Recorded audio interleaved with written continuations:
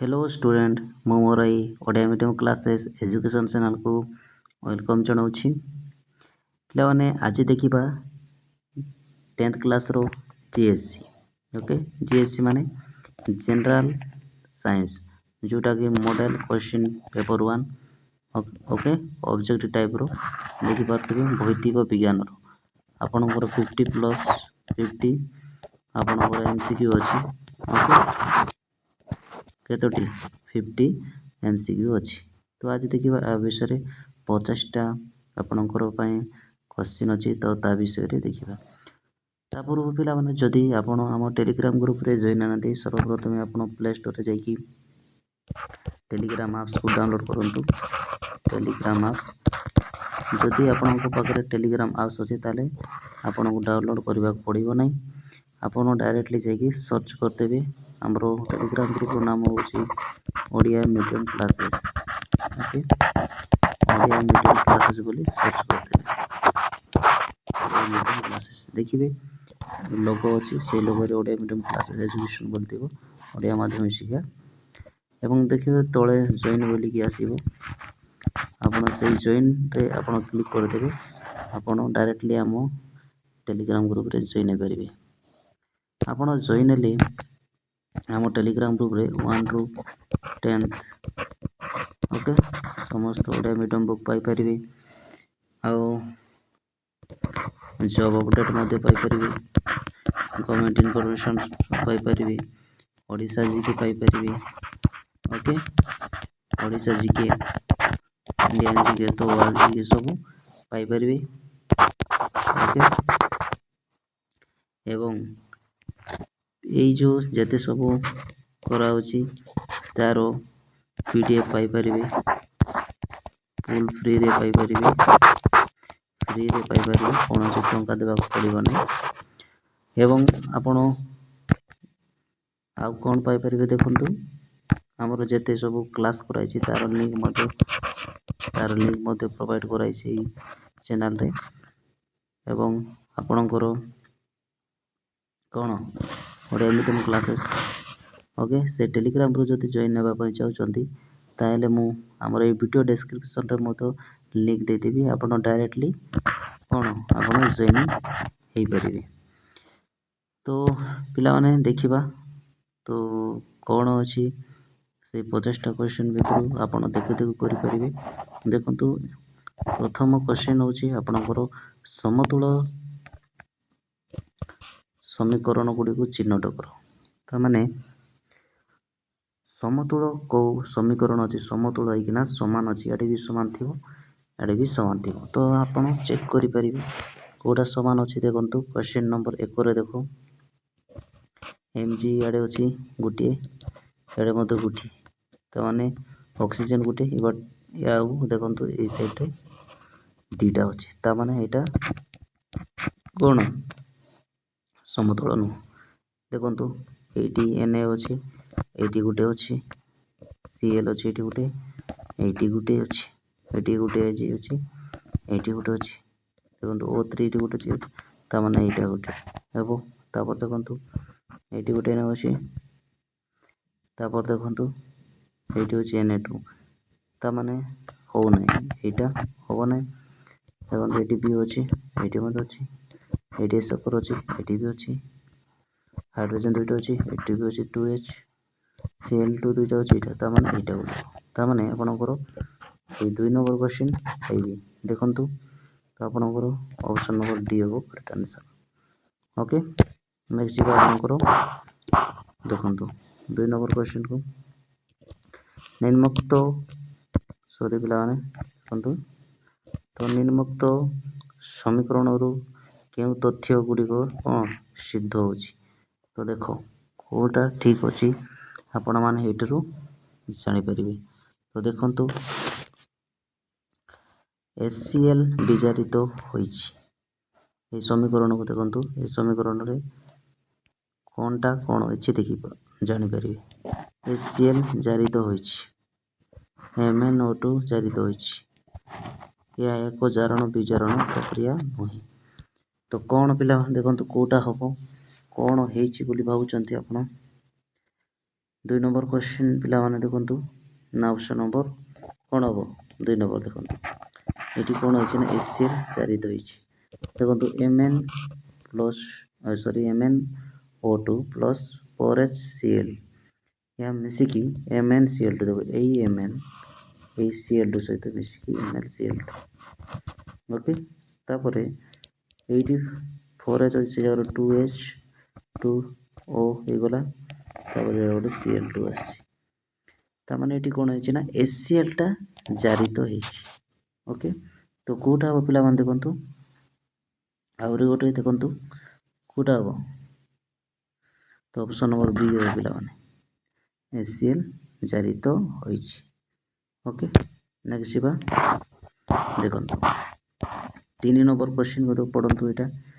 Number question निम्नोक्त केउटी एको ताप उत्पादी रासायनिक प्रतिक्रिया नुहे ताप उत्पादी रासायनिक प्रतिक्रिया नुहे कोटा देखंतु प्राकृतिक गैस रो दहन ना मनुष्यर श्वासक्रिया ना सिल्वर क्लोराइड रो विघटन घटी सिल्वर और क्लोराइड उत्पन्न हेबा ना उद्भिदर विघटन घटी खत बा कंपोस्ट परिणत हेबा तो कोटा एको ताप उत्पादी रासायनिक प्रतिक्रिया नु कोटा नु देखंतु 3 नंबर क्वेश्चन पिला माने ना आपनकर ऑप्शन नंबर कोटा हो पिला माने ताप उत्पादी ताप कोटी उत्पादी हो नथिबो ना ऑप्शन नंबर देखंतु सी सिल्वर क्लोराइड विघटन घटी की सिल्वर और क्लोराइड उत्पन्न हेबा ओके हेटा एको ताप उत्पादी रासायनिक प्रतिक्रिया नु ओके तो नेक्स्ट बा देखंतु आपनकर क्वेश्चन नंबर 4 तो क्वेश्चन नंबर 4 को देखंतु निम्नोक्त मध्यरु केउटी एको प्रशमनीकरण प्रतिक्रिया रो उदाहरण ओके प्रशमनीकरण रो देखंतु तो NaOH HCl सहित मिसिले कोन होछि देखंतु NaCl plus H2 same to zinc 2HCl तो zinc Cl2 H2 okay same ferrous देखंतु 3HCl2 मिसी 2 फेरस क्लोराइड एमती अछि NaCl AgNO3 मिसी AgNO3 AgCl तो हेछि ना नहीं तो एठी देखंतु नियमित प्रशमनीकरण प्रक्रिया उदाहरण कोटा हो प्रशमनीकरण रो उदाहरण कोटा हो देखंतु कोटा हो 4 नंबर क्वेश्चन पिला माने देखंतु कोटा हो बोली भाउचंती कोटा ऑप्शन नंबर ए हो पिला माने ओके ऑप्शन नंबर ए हो 5 नंबर को देखंतु H3O+ आयन रो गाढ़ता बढ़िले pH रो मूल्य रे किबोली परिवर्तन घटे ए जो ओके H3O+ अछि यार जदी आयन रो गाढ़ता जदी बढ़ी गले कोनटा हो परिवर्तन pH रो परिवर्तन कोनटा हो बढ़िबो ना कमिबो ना प्रथमे कमे तापरे बढ़े ना समान रहइबो 5 नंबर पिला देखंतु कमिबो पिला कोन हो कमि जिवो ओके नेक्स्ट बा आपनकर 6 नंबर क्वेश्चन 6 नंबर क्वेश्चन पिला माने देखंतु सोडियम एसीटेट लवण रो pH केते हबो सोडियम एसीटेट तो देखंतु ऑप्शन नंबर ए 0 अछि 7 रु अधिक हबो ना 7 रु कम ना 7 हबो pH माने बुझि परचंती ना मोटे अछि स्केल दिबो ओके मीटर 0 दिबो 0 रु एडे कोन 7 रु ऊपर सॉरी 80 देखंतु देखंतु 1 2 3 4 5 6 7 8 9 एंती दिबो अप टू केते 14 पर्यंत एंती 14 पर्यंत दिबो 0 14 एंती 7 थिबो ओके बुझी परले 7 रु ऊपर 7 रु कम ओके 7 रु कम थिले कोन हो पिला माने 7 रु कम थिले कोनटा हो लवण सॉरी एसिड ओके एसिड हो अधिक बेले लवण हाँ ना तो यहाँ हूँ आपणकर pH रो मूल्य माने जानिबे एमती है ଦେଖନ୍ତୁ ସୋଡ଼ିୟମ ଗୋଟେ କ'ଣ ସୋଡ଼ିୟମ ଏସିଟେଟ୍ ଗୋଟେ ଲବଣର pH କେତେ ହେବ ଏବେ କୁହନ୍ତୁ 6 ନମ୍ବର ପିଲାମାନେ ଲବଣ ବୋଲି କହିଛି ନା ନାହିଁ ତାମାନେ 7ରୁ ଅଧିକ ହେବ ହଁ ନା ନାହିଁ ସେମିତି ଦେଖନ୍ତୁ 7 ନମ୍ବର କ୍ୱେଶ୍ଚିନ୍ ପଢ଼ନ୍ତୁ ପିଲାମାନେ କେଉଁ ଧାତୁକୁ ଦୁର୍ଘଟଣା ଜନିତ ନିଆଁରୁ ରକ୍ଷା ପାଇବା ପାଇଁ କିରୋସିନରେ ବୁଡ଼ାଇ ରଖାଯାଏ ବଢ଼ିଆ କ୍ୱେଶ୍ଚିନ୍ ପିଲାମାନେ ଦେଖନ୍ତୁ ତ ଆମେ କେଉଁ ଧାତୁକୁ ଦୁର୍ଘଟଣା ଜନିତ ନିଆଁରୁ ରକ୍ଷା ପାଇବା ପାଇଁ ଆମେ କିରୋସିନରେ ତାକୁ ବୁଡ଼ାଇକି ରଖିଥାଉ ଦେଖନ୍ତୁ ଏରେ ଅଛି ଆପଣଙ୍କର ଲୁହା ସୋଡ଼ିୟମ ଅଛି ରୂପା ତମ୍ବା କ'ଣ ହେବ ପିଲାମାନେ ଦେଖନ୍ତୁ 7th ନମ୍ବର ପିଲାମାନେ 7 ନା ଆପଣଙ୍କର ଅପସନ୍ ନମ୍ବର ବି ପିଲାମାନେ ସୋଡ଼ିୟମ କ'ଣ ସୋଡ଼ିୟମକୁ ଆମେ କିରୋସିନରେ ବୁଡ଼ାଇକି ରଖିଥାଉ ସେଭଳିଆ ଦେଖନ୍ତୁ ଆପଣଙ୍କର 8 ନମ୍ବର କ୍ୱେଶ୍ଚିନ୍କୁ ଦେଖନ୍ତୁ ନିମ୍ନୋକ୍ତ କେଉଁ ଧାତୁ ଗୁଡ଼ିକୁ ବୈଦ୍ୟୁତିକ ଶୋଧନ ପ୍ରଣାଳୀରେ ଶୋଧନ କରାଯାଏ ଓକେ ବୈଦ୍ୟୁତିକ କେଉଁ ଧାତୁ ଏଇ ଯେଉଁ ଅଛି ଏଇ ମାନେ ଆପଣଙ୍କର କ'ଣ ଦେଖନ୍ତୁ କପର ଅଛି ପୋଟାସିୟମ୍ ଅଛି ସୋଡ଼ିୟମ ଓକେ ଗୋଲ୍ଡ ଏସବୁ ମାନେ ଏଇ 4ଟି ଅପସନ୍ ଭିତରୁ କେଉଁ ଧାତୁକୁ ବୈଦ୍ୟୁତିକ ଶୋଧନ ପ୍ରଣାଳୀରେ ତାକୁ ଶୋଧନ କରାଯାଏ ଦେଖନ୍ତୁ କେଉଁଟା ହେବ ପିଲାମାନେ 8 ନମ୍ବର କ୍ୱେଶ୍ଚିନ୍ କେଉଁଟା ହେବ ଦେଖନ୍ତୁ ଆଉ ତ ଅପସନ୍ ନମ୍ବର ଏ ହେବ ନା ନାହିଁ ହେବ ବି ହେବ ନା ନାହିଁ କପରଟା ହେବ ଏଇଟା ମଧ୍ୟ ହେବ ତାମାନେ ଆପଣଙ୍କର ଏଇଟା ହେବ କ'ଣ କରେକ୍ଟ ଆନ୍ସର୍ ଓକେ ସେଇଭଳିଆ ଦେଖନ୍ତୁ 9 ନମ୍ବର କ୍ୱେଶ୍ଚିନ୍କୁ ଦେଖନ୍ତୁ ନିମ୍ନୋକ୍ତ କେଉଁଟିରେ କାର୍ବନ ପରମାଣୁ ଗୁଡ଼ିକ ମଧ୍ୟରେ ଷୋଳକ ଚକ୍ରୀୟ ଏବଂ ଶାଖାଯୁକ୍ତ ଶୃଙ୍ଖଳ ସମ୍ଭବ କେଉଁଟା ହେବ ପିଲାମାନେ ଦେଖନ୍ତୁ ତ ଆପଣଙ୍କର CH4H10 ହେବ ନା CH4H6 ହେବ ନା CH4H8 ହେବ ନା C6H6 ହେବ ତ କେଉଁଟା ହେବ ପିଲାମାନେ ଦେଖନ୍ତୁ 9 ନମ୍ବର କ୍ୱେଶ୍ଚିନ୍ କେଉଁଟା ହେବ ଶାଖାଯୁକ୍ତ ଏବଂ ସକ୍ରିୟ ତାମାନେ ଆପଣଙ୍କର ଶାଖା ହେବ ଏବଂ ରାଉଣ୍ଡିଙ୍ଗସ୍ ଓକେ ତ କେଉଁଟା ହେବ ବୋଲି ଭାବୁଛନ୍ତି କେଉଁଟା ହେବ ଯେମିତି ଆପଣଙ୍କର ଏମିତି ମିଶାଉଛି ନା ନାହିଁ ତ ଏମିତି କରୁଛନ୍ତି ନା ନାହିଁ ଓକେ ତ କେଉଁଟା ହେବ ପିଲାମାନେ ଦେଖନ୍ତୁ 9 number question option number C ହେବ ପିଲା ସି ଅପସନ୍ ନମ୍ବର କେଉଁଟା ହେବ ସି ଓକେ ତ ଏଇଟା ହେଉଛି ଆପଣଙ୍କର ଷୋଳକ ଚକ୍ରୀୟ ହେବ ଏବଂ ଶାଖା ମଧ୍ୟ ହେବ ଶାଖାଯୁକ୍ତ ବୁଝିଗଲେ ଶାଖା ହେଇକିନା ମଧ୍ୟ ହେବ ତ ଆପଣମାନେ ଏମିତି କରିପାରିବେ ହଁ ନା ନାହିଁ ଏମିତି ପୁରା କରିପାରିବେ ହେଲା ଆପଣଙ୍କର କ'ଣ ହେବ ହେଉଛି ନା ନାହିଁ ଦେଖନ୍ତୁ ହେଇଗଲା ଆପଣଙ୍କ 4ଟି ହେଉଛି ଓକେ ତ ଏଇଭଳିଆ ଆପଣ କରିପାରିବେ ତାପରେ ଦେଖିବା 9 ନମ୍ବର କ୍ୱେଶ୍ଚିନ୍କୁ ଦେଖନ୍ତୁ ସରି 10 ନମ୍ବର ସାଇକ୍ଲୋପେଣ୍ଟେନ୍ ଅଣୁ ଗଠନ ପାଇଁ ମୋଟ କେତୋଟି ଇଲେକ୍ଟ୍ରନ୍ ସହଭାଜିତ ହୁଏ ତ କ'ଣ ଦେଖନ୍ତୁ କ୍ୱେଶ୍ଚିନ୍ ନମ୍ବର 10 ଦେଖନ୍ତୁ ସାଇକ୍ଲୋପେଣ୍ଟେନ୍ ଅଣୁ ଗଠନ ପାଇଁ ମୋଟ କେତୋଟି ଇଲେକ୍ଟ୍ରନ୍ ସହଭାଜିତ ହୁଏ 20ଟି 25ଟି ନା 40 ନା 30ଟି କେତୋଟି ପିଲାମାନେ 10 number question option number C ହେବ ପିଲାମାନେ ଆପଣଙ୍କର 30ଟି ପିଲାମାନେ ଓକେ 30ଟି ହେବ ସେମିତି ଦେଖିବା 11 ନମ୍ବର କ୍ୱେଶ୍ଚିନ୍କୁ 11 ନମ୍ବର କ୍ୱେଶ୍ଚିନ୍ ଦେଖନ୍ତୁ X କାର୍ବନ ଥିବା ଏକ ଆଲକେନ୍ ଅଣୁରେ କେତୋଟି ସହସଂଯୋଗ୍ୟ ବନ୍ଧ ଥାଏ 3x + 1 ନା 2x + 3 ନା 2x + 2 ନା 3x - 2 ତ 11 ନମ୍ବର କ'ଣ ହେବ ଦେଖନ୍ତୁ 1 ହଁ ନା ନାହିଁ ଏଠି କେତୋଟି 1ଟି X କାର୍ବନରେ କ'ଣ ହେବ X କାର୍ବନରେ ଆପଣଙ୍କର କେତୋଟି ଅଣୁ 3x + 1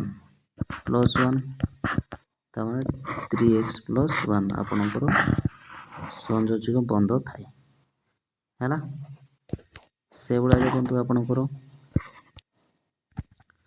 12 ନମ୍ବର କ୍ୱେଶ୍ଚିନ୍କୁ ପଢ଼ନ୍ତୁ 12 ନମ୍ବର କ୍ୱେଶ୍ଚିନ୍।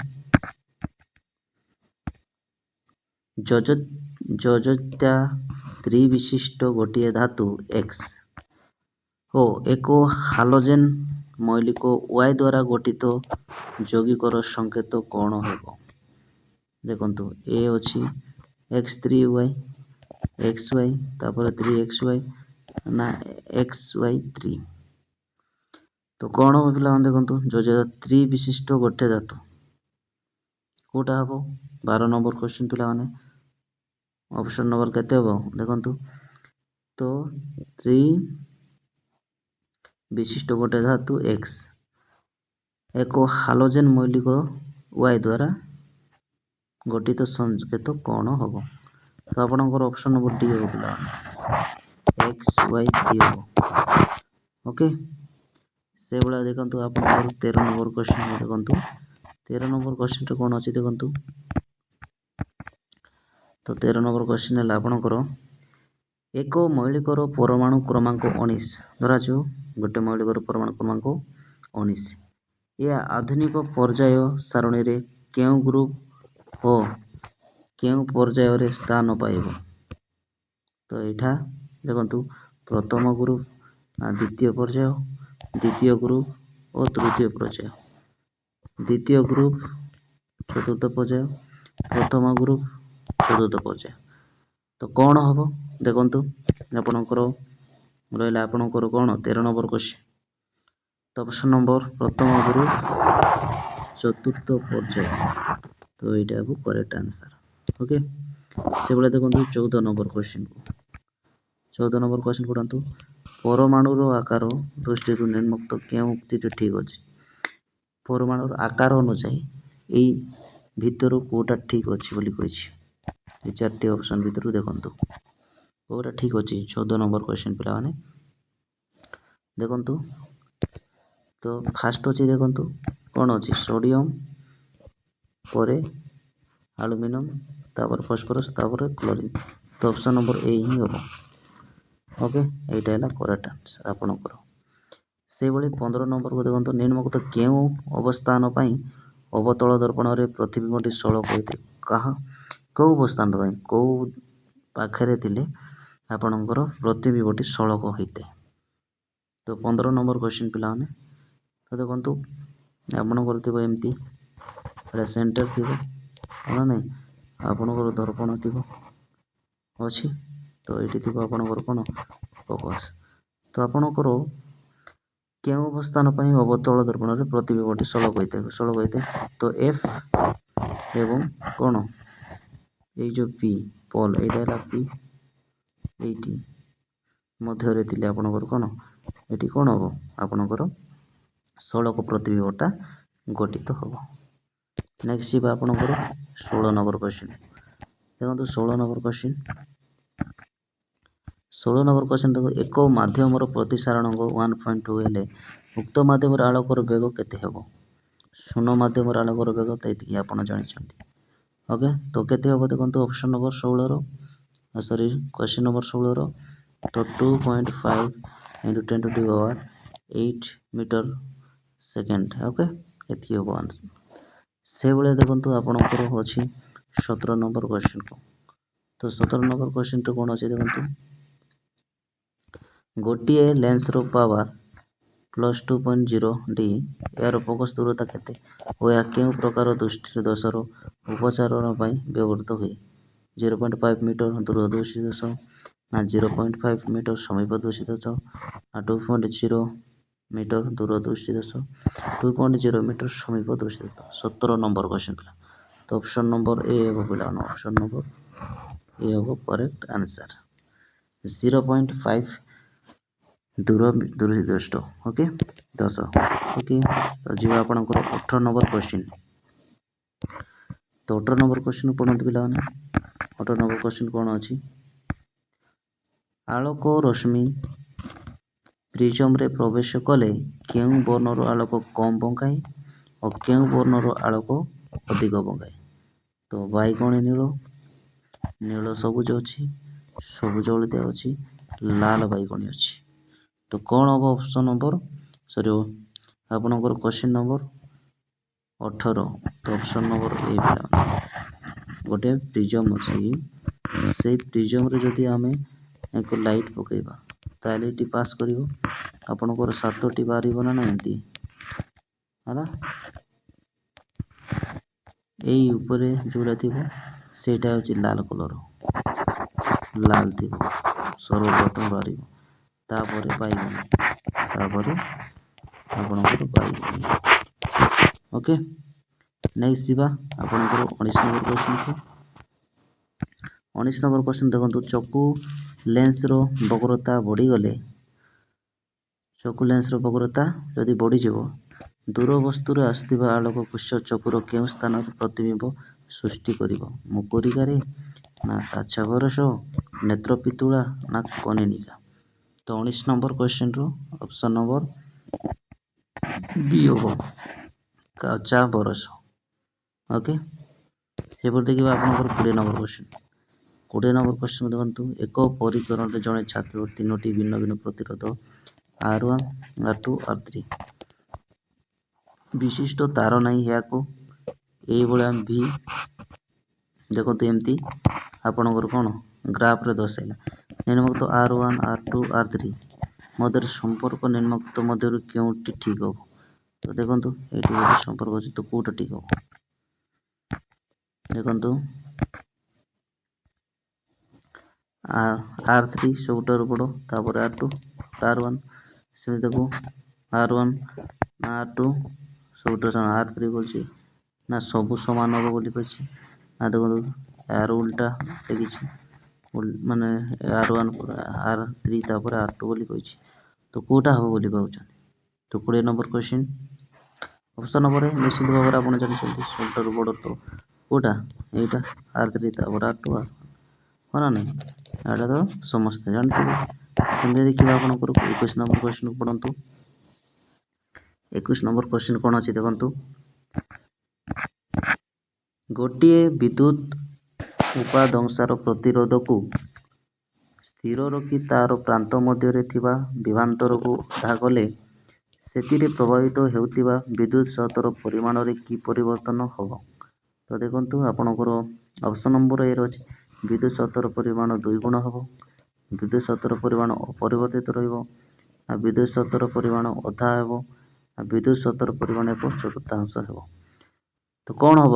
ଗୋଟେ ବିଦ୍ୟୁତ୍ ଯଦି ପ୍ରତିରୋଧ ସ୍ଥିର ରଖି ତାର ପ୍ରାନ୍ତରେ ବିଭ୍ରାନ୍ତର ଅଧା କଲେ। 21 ନମ୍ବର କ୍ୱେଶ୍ଚନ କ'ଣ ହେବ ବୋଲି ଭାବୁଛନ୍ତି? ତ ଦେଖନ୍ତୁ ଏଇଟା ହେବ ଆପଣଙ୍କର ଅପସନ୍ ନମ୍ବର ସି ପିଲାମାନେ, ବିଦ୍ୟୁତ୍ ସ୍ରୋତର ପରିମାଣ ଅଧା ହେଇଗଲେ କ'ଣ ହେବ? ଆପଣଙ୍କର ବିଦ୍ୟୁତ୍ ସ୍ରୋତର ପରିମାଣର ପରିବର୍ତ୍ତନ ହେବ। ଓକେ, ବୁଝିପାରିଲେ?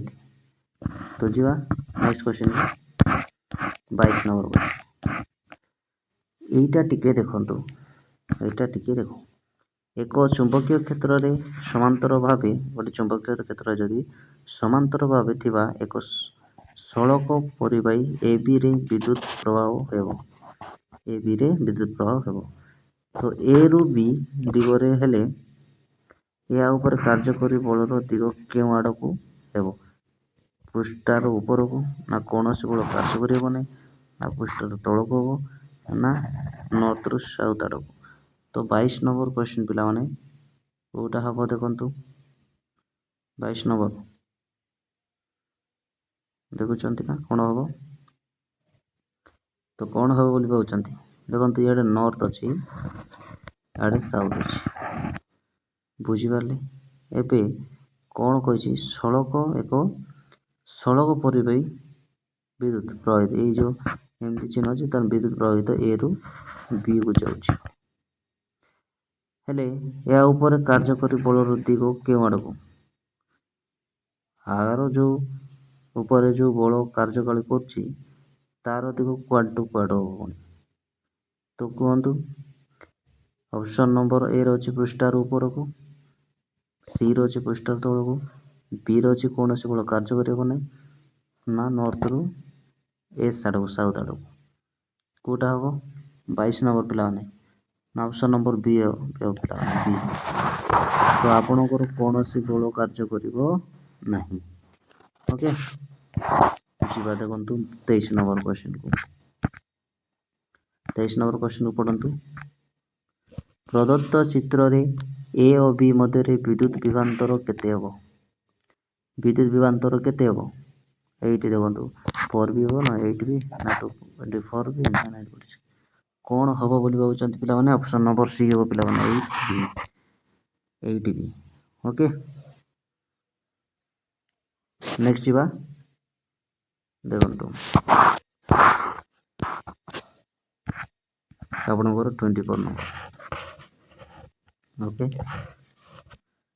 5 ସେକେଣ୍ଡରେ କେତେ ଚାର୍ଜ ପ୍ରବାହିତ ହେଲେ ବିଦ୍ୟୁତ୍ ସ୍ରୋତର ପରିମାଣ 2 ମ୍ୟୁ ଏ ହେବ? 5 ସେକେଣ୍ଡରେ କେତେ ଚାର୍ଜ ପ୍ରବାହିତ ହେଲେ କେତେ ଚାର୍ଜ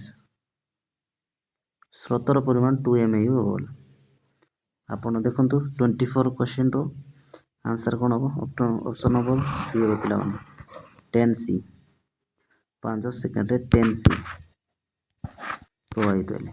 ଓକେ, 25 ନମ୍ବର କ୍ୱେଶ୍ଚିନ୍କୁ ଦେଖନ୍ତୁ ବର୍ତ୍ତମାନ। ନିମ୍ନୋକ୍ତ ମଧ୍ୟରୁ କେଉଁଟି ଚୁମ୍ବକୀୟ କ୍ଷେତ୍ର ରେଖାର ଗୁଣ ଧର୍ମକୁ ଦର୍ଶାଉଛି? ତ ଚୁମ୍ବକୀୟ କ୍ଷେତ୍ରର ଗୁଣ ଧର୍ମକୁ ଦର୍ଶାଉଛି କେଉଁଟା ଦେଖନ୍ତୁ ନିମ୍ନୋକ୍ତ ମଧ୍ୟରୁ? ଦୁଇଟି ଚୁମ୍ବକୀୟ କ୍ଷେତ୍ର ରେଖା ପରସ୍ପରକୁ ଛେଦ କରନ୍ତି ନାହିଁ, ନା ଚୁମ୍ବକୀୟ କ୍ଷେତ୍ର ରେଖାର ଦିଗ ଚୁମ୍ବକ ବାହାରେ ଦକ୍ଷିଣରୁ ଉତ୍ତରକୁ ଥାଏ, ନା ଚୁମ୍ବକୀୟ କ୍ଷେତ୍ର ରେଖା ଏବଂ ଅବିଚ୍ଛିନ୍ନ ଅମୁଦିତ ରେଖା ମେରୁଠାରେ କ୍ଷେତ୍ର ରେଖାର ଘନତ୍ୱ ଅଧିକ ଥାଏ। କ'ଣ ପିଲାମାନେ ଦେଖନ୍ତୁ ଅପସନ୍ ନମ୍ବର ଏ ରହୁଛି 1, ନା ଉଭୟ 1 2, ନା 1 2 3, ନା କେବଳ ଆଇଭି। ତ 25 ନମ୍ବର ପିଲାମାନେ ତ ସବୁ ଦେଖନ୍ତୁ ଗୋଟେ ଏଇଟା ଛାଡ଼ିକି ସବୁ ଏଇଟା ବି ହେବ, ଏ 2 ନମ୍ବର ବି ହେବ, ଏଇଟା ବି ହେବ। ଓକେ, ସବୁ ସେମିତି ଯିବା ଆପଣଙ୍କର ଦେଖନ୍ତୁ। ବର୍ତ୍ତମାନ ଆମେ କ'ଣ ଭୌତିକ ବିଜ୍ଞାନ ସାରିଥିଲେ, ଏବେ ଦେଖିବା ଜୀବ ବିଜ୍ଞାନର ଆହୁରି 25ଟା କ୍ୱେଶ୍ଚିନ୍ ଅଛି। ଓକେ, ତ ଦେଖନ୍ତୁ କୁକୁର ଲାଳରେ କେଉଁ ଏନ୍ଜାଇମ୍ ଥିବାରୁ ସେ ନିଜ ଜିଭ ଦ୍ୱାରା ଚାଟି ଚାଟି ନିଜ ଶରୀରରେ ହେଉଥିବା କ୍ଷତ ଗୁଡ଼ିକୁ ଭଲ କରିଦିଏ? ଦେଖିବେ କୁକୁରମାନଙ୍କୁ ଆପଣଙ୍କ କ୍ଷତ ହେଇଥାଏ, ତ ସେ କ୍ଷତରେ ଦେଖିବେ ତାଙ୍କେ ଚାଟି ଚାଟି ଶରୀରକୁ ପୁରା କ'ଣ ଠିକ୍ କରିଦେବେ। ତ ଏ ଯେଉଁ କୁକୁର ଲାଳରେ କେଉଁ ଏନ୍ଜାଇମ୍ ଥିବାରୁ ସେ ନିଜ ଜିଭ ଦ୍ୱାରା ଛାଟି ଛାଟିକି ଠିକ୍ କରିଥାଏ? ତ ଟାଇଲିନ୍ ଥିବାରୁ, ନା ପେପ୍ସିନ୍ ଥିବାରୁ, ନା ଲାଇଫେସ୍ ଥିବାରୁ? ଏଇଟା ତ ମଣିଷମାନଙ୍କର ନା ନାହିଁ, କିନ୍ତୁ ଦେଖ ଏଇଠି ବ୍ୟାକ୍ଟେରିସିଡାଲ୍, କ'ଣ ବ୍ୟାକ୍ଟେରିସିଡାଲ୍, ଏଇଟା ହେଉଛି ଆପଣଙ୍କର କୁକୁରର ଲାଳରେ ରହିଥାଏ ବ୍ୟାକ୍ଟେରିସିଡାଲ୍। ଓକେ, ସେମିତି ଦେଖନ୍ତୁ 27 କ୍ୱେଶ୍ଚିନ୍କୁ ଦେଖନ୍ତୁ। 2 ଗ୍ରାମ ଶ୍ୱେତସାରରୁ କେତେ ପରିମାଣର ଶକ୍ତି ନିର୍ଗତ ହୋଇଥାଏ? ଧର 2 ଗ୍ରାମର ଶ୍ୱେତସାର ହେଲେ କେତେ ପରିମାଣର ଶକ୍ତି ନିର୍ଗତ ବାହାରିଥାଏ ବୋଲି ଭାବୁଛନ୍ତି? 27 ପିଲାମାନେ, 32 ପିଲାମାନେ, କେତେ 32 kg ବାହାରେ। 32 option number D correct answer. 2 ଗ୍ରାମ ଯଦି ଆପଣ ଶ୍ୱେତସାରରେ ଯଦି ପରିମାଣ କେତେ ଶକ୍ତି ମିଳିବ କହିଲେ ଆପଣ କେତେ କହିବେ? 32 kg। ଓକେ, ସେମିତି ଦେଖନ୍ତୁ 28 ନମ୍ବରକୁ ପଢ଼ନ୍ତୁ। 28 ନମ୍ବର ଦେଖନ୍ତୁ ପଞ୍ଜରା ହାଡ଼ ଯଦି ଗତି ନ କରନ୍ତା ତେବେ ମନୁଷ୍ୟର କେଉଁ ପ୍ରକ୍ରିୟା ବାଧା ପାଇଥାନ୍ତା? ଏଇ ଯେଉଁ ପଞ୍ଜରା ହାଡ଼ ଅଛି ସେଇଟା ଯଦି ଗତି କରିନଥାନ୍ତା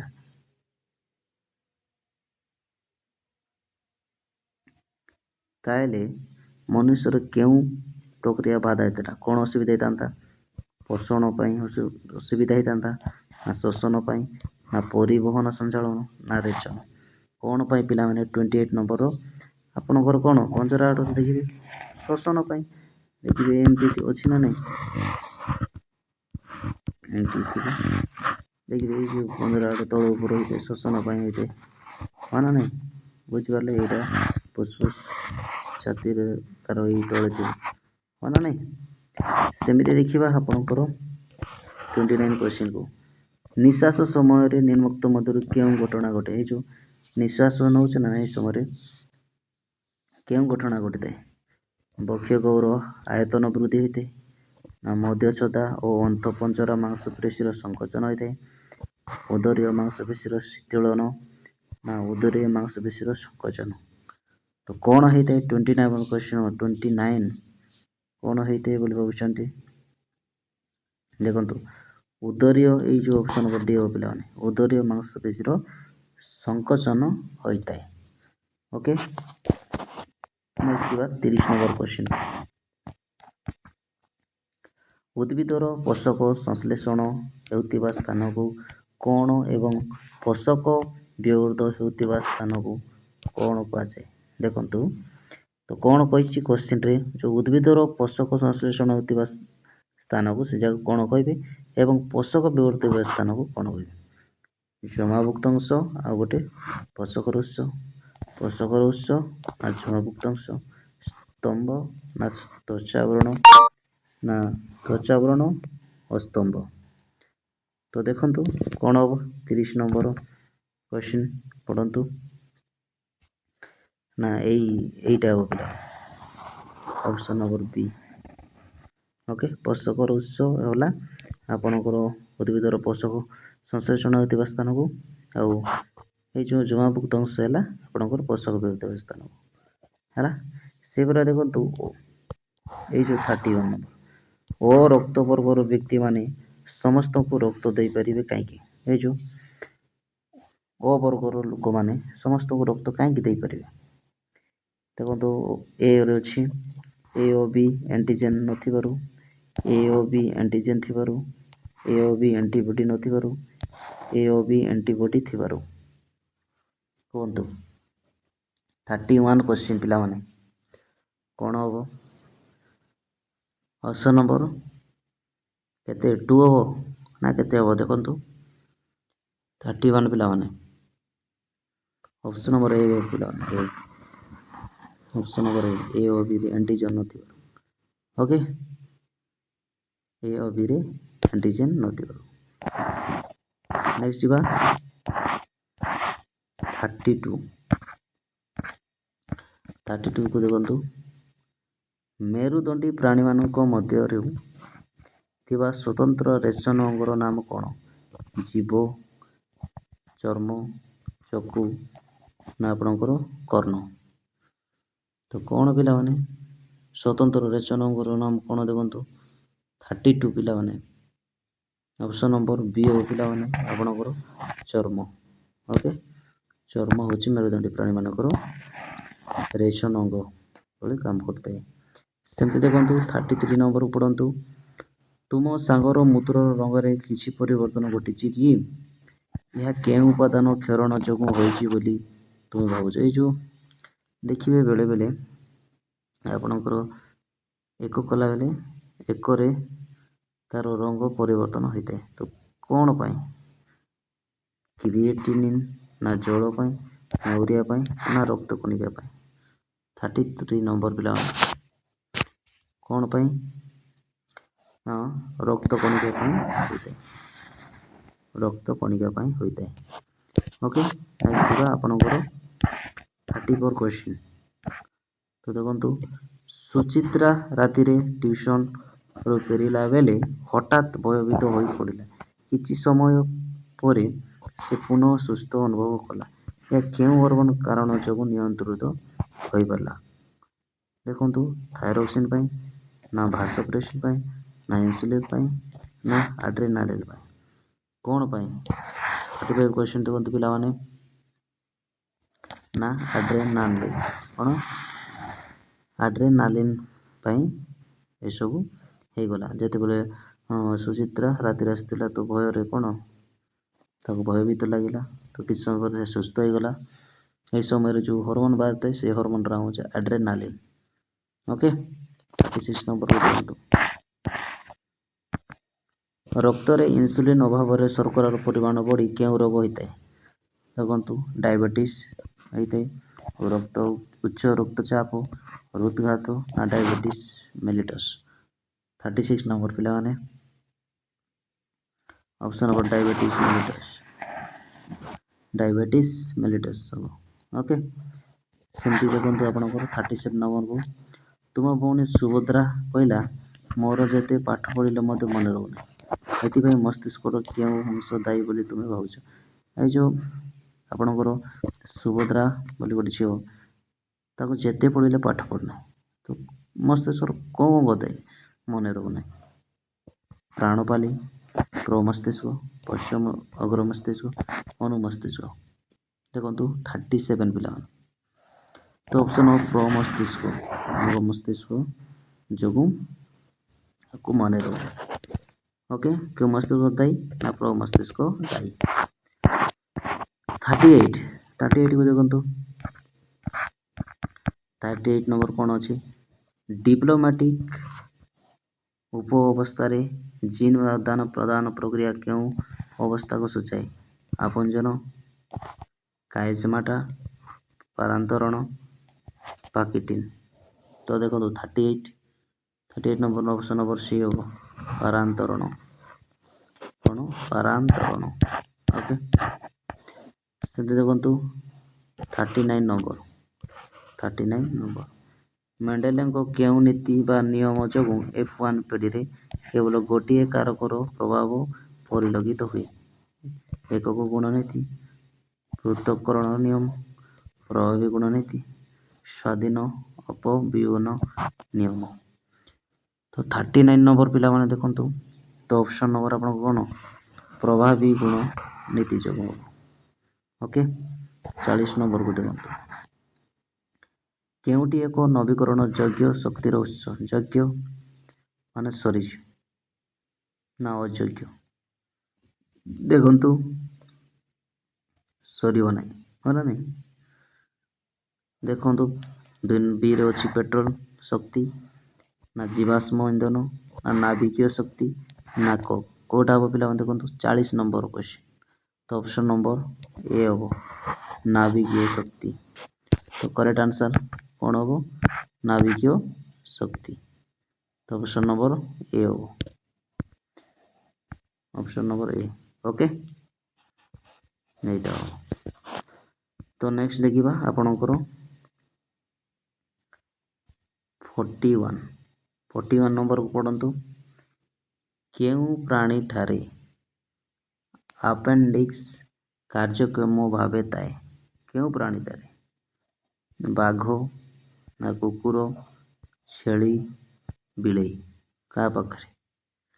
41 ନମ୍ବର ପିଲାମାନେ ନା ଛେଳି ପାଖରେ ଆପେଣ୍ଡିକ୍ସ।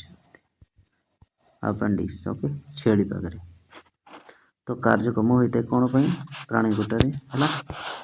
ସେଭଳିଆ 42 ନମ୍ବରକୁ ଦେଖନ୍ତୁ, ଦ୍ୱିସଂକରଣ ପରୀକ୍ଷଣର F2 ପିଢ଼ିରେ କେତୋଟି ଶୁଦ୍ଧ ବଳ ଓ ହଳଦିଆ ଗଛ ଉତ୍ପନ୍ନ ହୋଇଥାଏ? ଗୋଟିଏ ନା ଦୁଇଟି ନା ତିନୋଟି ନା ଚାରୋଟି? F2 ପିଢ଼ିରେ କେତୋଟି ହେବ ବୋଲି ଭାବୁଛନ୍ତି? 42 ପିଲାମାନେ ନା ଗୋଟିଏ ହିଁ ହେବ। କେତୋଟି? ଗୋଟିଏ ହିଁ ହେବ। ସେମିତି ଦେଖନ୍ତୁ ଆପଣଙ୍କର 43 ନମ୍ବର, N ପ୍ରକାର ସିଲିକନ୍ ପ୍ରସ୍ତୁତିରେ ସିଲିକନ୍ ସହ ବୋରନ୍ କାହିଁକି ମିଶିଥାଏ ନାହିଁ? ତ ଯେତେବେଳେ N ପ୍ରକାର ସିଲିକନ୍ ଯେତେବେଳେ ପ୍ରସ୍ତୁତ ହୋଇଥାଏ, ସେହି ସମୟରେ ସିଲିକନ୍ ସହ ବୋରନ୍ର କାହିଁକି ମିଶାଯାଏ ନା? ବୋରନ୍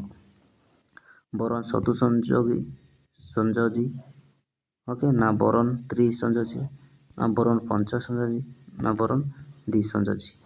କ'ଣ ପାଇଁ ପିଲାମାନେ ଦେଖନ୍ତୁ, କ'ଣ ପାଇଁ 43 ନମ୍ବର ପିଲାମାନେ 43 କ'ଣ ପାଇଁ ହେଇଥାଏ ନା ବୋରନ୍ ତ୍ରିସଂଯୋଜୀ, ସେଥିପାଇଁ ହେବନି, ହେଲା। ନେକ୍ସଟ ଯିବା 44 ନମ୍ବରକୁ। ରାମର ମାଉସୀ, କାହାର? ରାମର ମାଉସୀ ଶ୍ୱାସ ସମ୍ପର୍କିତ ରୋଗରେ ପୀଡ଼ିତ, କାରଣ ସେ କ'ଣ ହେଇଛି? ବିଦ୍ୟୁତ୍ ହିଟରରେ ରୋଷେଇ କରନ୍ତି, ଗୋବର ଗ୍ୟାସରେ ରୋଷେଇ କରନ୍ତି, ଘାସ ଜାଳିକି ରୋଷେଇ କରନ୍ତି ନା ସୌର ଚୁଲାରେ ରୋଷେଇ କରନ୍ତି? କ'ଣ ପାଇଁ ପୀଡ଼ିତ? ଶ୍ୱାସ ସମସ୍ୟା ଗତରେ। 44 ନମ୍ବର ପିଲାମାନେ ଦେଖନ୍ତୁ, ଅପସନ୍ ନମ୍ବର ସି ହେବ ଘାସ ଜାଳିକି। ପିଲାମାନେ ଘାସ ଜାଳିକି ସେ ରୋଷେଇ କରନ୍ତି। ସେଭଳିଆ ଦେଖିବା ଆପଣଙ୍କର 45 ନମ୍ବର ପିଲାମାନେ, ଆହୁରି 5ଟି କ୍ୱେଶ୍ଚନ୍ ରହିଲା। ଏକ ଖାଦ୍ୟ ଶୃଙ୍ଖଳରେ ଚତୁର୍ଥ ଖାଦ୍ୟ ସ୍ତରରେ 5 କିଲୋ ଜୁଲ୍ ଶକ୍ତି ମିଳେ, ତାହେଲେ ଉତ୍ପନ୍ନ ଉତ୍ପାଦକ ସ୍ତରରେ ମିଳୁଥିବା ଶକ୍ତିର ପରିମାଣ କେତେ ହେବ? 5 କିଲୋ ଜୁଲ୍, 50 ଜୁଲ୍, ଓକେ, ନା 5000 କିଲୋ ଜୁଲ୍, ନା 500 ଜୁଲ୍। ତ ଆପଣଙ୍କର କେଉଁ ଖାଦ୍ୟ ଶୃଙ୍ଖଳରେ ଚତୁର୍ଥ ଖାଦ୍ୟ ସ୍ତରରେ 5 କିଲୋ ଜୁଲ୍ ଶକ୍ତି ମିଳେ? 5 କିଲୋ ଜୁଲ୍ ଚତୁର୍ଥ ସ୍ତରରେ କେତେ ବୋଲି ଭାବୁଛନ୍ତି? ଅପସନ୍ ନମ୍ବର ସି ପିଲାମାନେ 5000 କିଲୋ ଜୁଲ୍ ଶକ୍ତି ମିଳିଥାଏ। ଓକେ, ଯିବା ନେକ୍ସଟ ଆପଣଙ୍କର 46 ନମ୍ବରକୁ। ଦେଖନ୍ତୁ, ସବୁଜ ଖାଦ୍ୟ ଶୃଙ୍ଖଳର ପ୍ରଥମ ସ୍ତରରେ ରହିଥାଏ, ଏହାର କାରଣ ହେଲା କ'ଣ? ଯେତେବେଳେ ଯେଉଁ ସବୁଜ ଉଦ୍ଭିଦ କରୁଛନ୍ତି ତ ଖାଦ୍ୟ ଶୃଙ୍ଖଳରେ ପ୍ରଥମ ଫାଷ୍ଟ ହିଁ ରହିଥାଏ, ହଁ ନା ନାହିଁ? ସେଇ ଗଛକୁ ଖାଇଲା ପରେ ମାନେ ଖାଆନ୍ତି, ପ୍ରଥମ ରହିଥାଏ। ଏହାର କାରଣ କ'ଣ ପାଇଁ ସେଟା ପ୍ରଥମରେ ରହିଥାଏ? ଏମାନେ ସବୁ ସ୍ଥାନରେ ଦେଖାଯାଆନ୍ତି ସେଥିପାଇଁ, ନା ଏମାନେ ସୌରଶକ୍ତିକୁ ରାସାୟନିକ ଶକ୍ତିରେ ପରିଣତ କରେ ସେଥିପାଇଁ, ନା ଏମାନେ ପରିସଂସ୍ଥାରେ ସ୍ଥିର ଭାବରେ ଥାନ୍ତି, ନା ପରିସଂସ୍ଥାରେ ତୃଣଭୋଜୀ ଥିବାରୁ? କ'ଣ ପାଇଁ? ତ 46 ନମ୍ବର ପିଲାମାନେ କ'ଣ ହେବ? ନା ଅପସନ୍ ନମ୍ବର ବି ହେବ ପିଲାମାନେ, ବି। ଓକେ, ଏମାନେ ସୌରଶକ୍ତିକୁ ରାସାୟନିକ ଶକ୍ତିରେ କ'ଣ ବ୍ୟବହାର କରୁଛନ୍ତି, ସେଥିପାଇଁ କ'ଣ ହେବ? ଅପସନ୍ ନମ୍ବର ବି ହେବ କରେକ୍ଟ ଆନ୍ସର୍।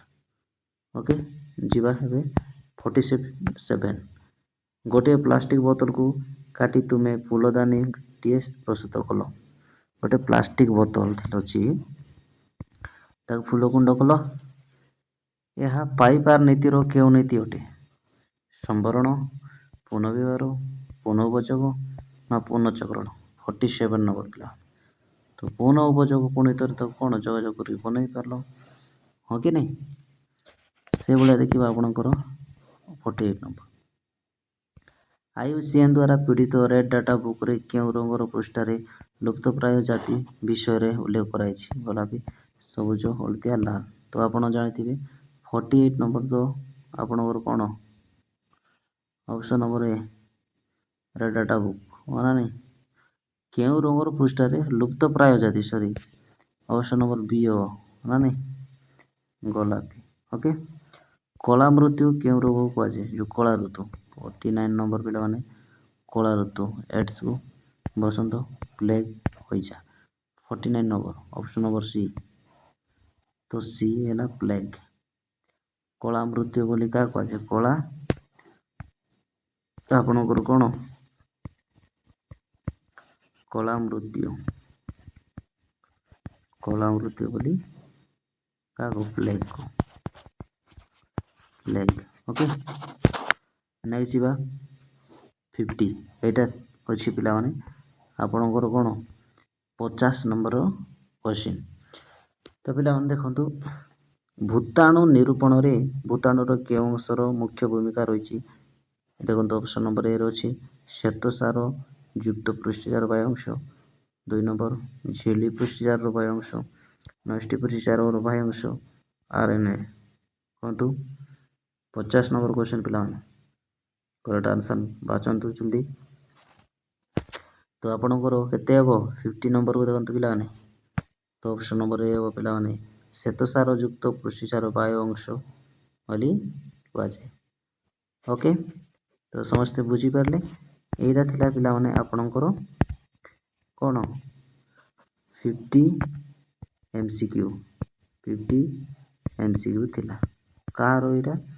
ନା ଆପଣଙ୍କର GS, ଜେନେରାଲ ସାଇନ୍ସ, ଯେଉଁଟାକି ଆପଣ କହିପାରିବେ ବିଜ୍ଞାନ, ଭୌତିକ ବିଜ୍ଞାନ, ଜୀବ ବିଜ୍ଞାନ 50ଟା ଥିଲା, 25ଟା କ୍ୱେଶ୍ଚିନ୍।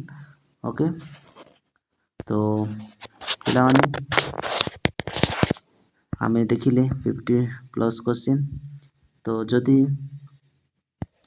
ଏ ଭିଡ଼ିଓଟା ଭଲ ଲାଗୁଥିଲେ ସମସ୍ତଙ୍କୁ ସେୟାର କରିଦେବେ ପିଲାମାନେ, ଏବଂ ଅନ୍ୟମାନଙ୍କୁ ସେୟାର କରିସାରିଲା ପରେ ତାଙ୍କେ ମଧ୍ୟ କହିବେ, ତାଙ୍କେ ମଧ୍ୟ ସେୟାର କରିବେ। ଓକେ, ଏବଂ ଏ ଭିଡ଼ିଓଟା ଭଲ ଲାଗୁଥିଲେ ଲାଇକ୍ କରିବେ, ସେୟାର କରିବେ, କମେଣ୍ଟ କରିବେ। ଓକେ, ତ ଜୟ ଜଗନ୍ନାଥ ପିଲାମାନେ, ଜୟ ଜଗନ୍ନାଥରେ ଜୟ ଜଗନ୍ନାଥ।